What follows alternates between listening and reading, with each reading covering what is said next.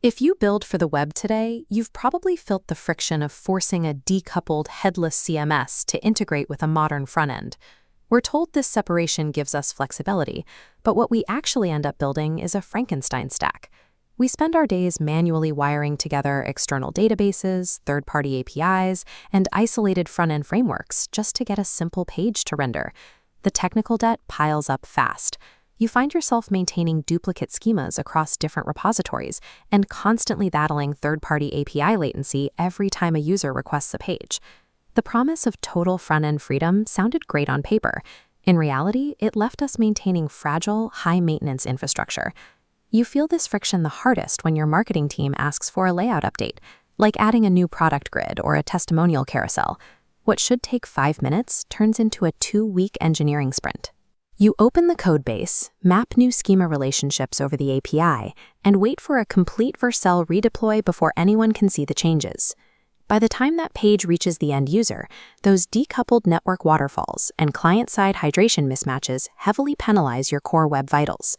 We've been trading site speed and engineering hours for the illusion of flexibility. That's why we built NextBlock CMS. It's an open-core alternative engineered natively on Next.js 16, Supabase, and Tailwind CSS. Instead of legacy toolbars, it gives your creators a fluid, Notion-style canvas powered by a tip-tap block editor.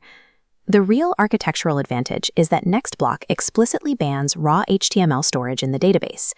Storing content as raw HTML requires a heavy sanitization tax to clean up messy tags. That process introduces parsing lag and frequently breaks React server components. This side-by-side comparison shows the difference. Instead of running strings through a heavy filter, NextBlock stores all your content as strict, node-based Postgres JSON-B data, mapping it directly into React.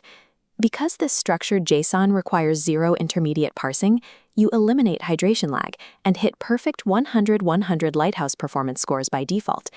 These strict JSON-B structures make the CMS natively ready for autonomous AI orchestration. The system treats the large language model as a structured data constructor rather than a text generator. We call this Cortex AI.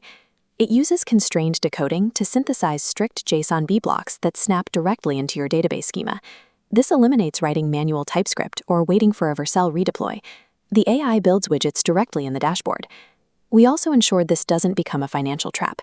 Cortex AI runs on a bring-your-own-key architecture via OpenRouter.